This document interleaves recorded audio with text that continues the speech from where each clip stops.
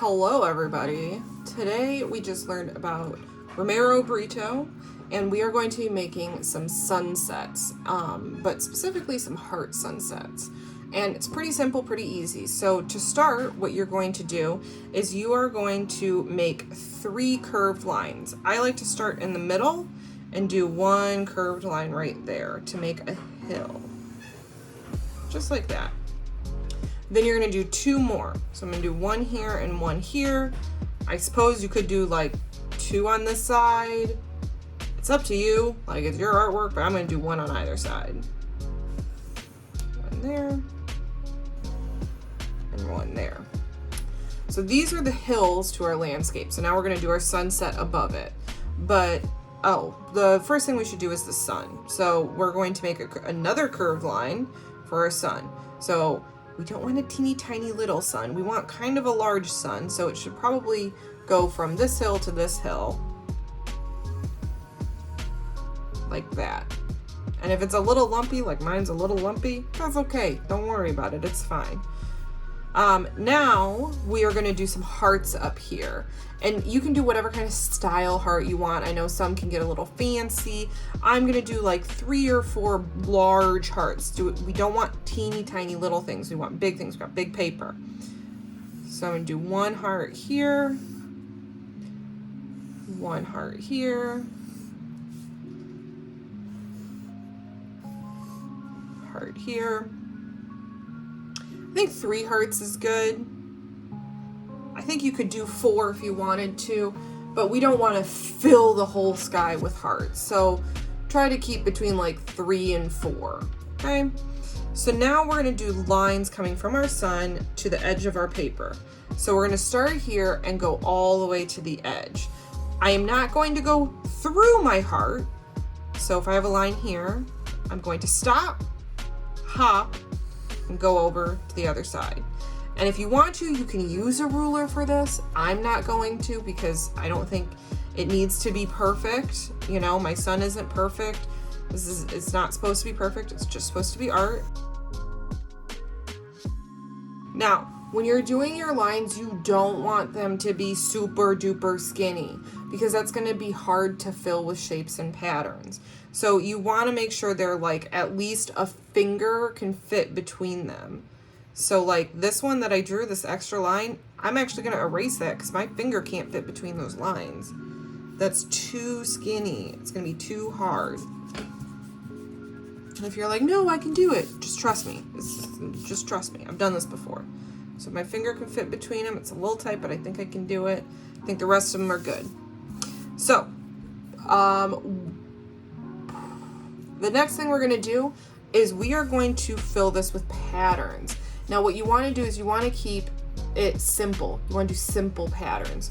So for example, I'm gonna show you this picture of another project I've done that was inspired by Romero Britto. And you can see my patterns they're not super complicated patterns. They're simple shapes, simple lines that are just repeated. Okay, so keep it simple. I have put online a pattern idea sheet to help you guys, so that way if you're getting stuck and you can't think of any more, look at the pattern idea sheet. I do that all the time when I am doing my own art. So I'm gonna keep this over to the side so that I can look at this for some ideas of different patterns I can do. But you wanna fill it with patterns.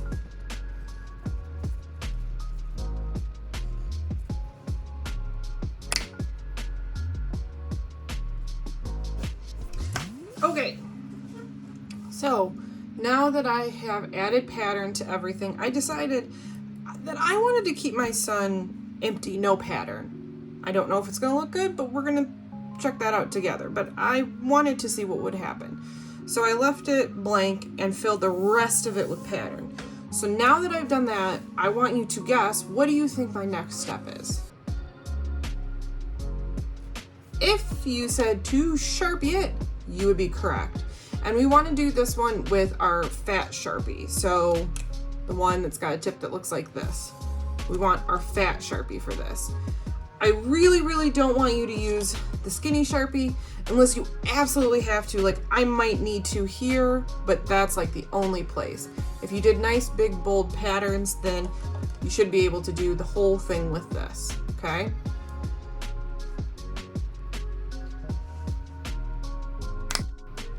Okay, so I finished Sharpieing, so I want you to take a guess at what you think the next thing I'm gonna do is. If you said erase, you would be correct. So even when I trace, I have spots where you can still see pencil lines. It's not perfect, and that's okay. So I'm gonna go over and I'm gonna erase some of those pencil lines that you can see. And you wanna go slow because you don't wanna rip your paper or anything. And you might wanna just erase over the whole thing. I like to look for my pencil lines and then erase them when I see them. But if you're not sure, you can just kind of go over the whole thing. But you just want to make sure that you're gentle so you don't accidentally rip your paper.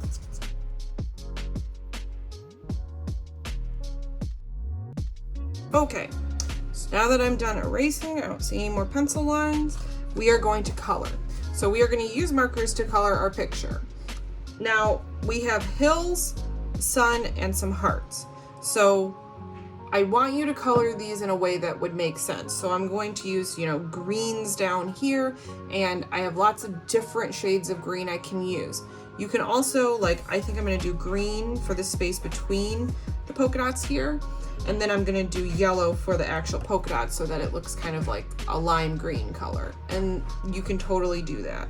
So we're gonna use warm colors for the sun and greens for the hills, and you can do whatever you want for the hearts, however you want to color them.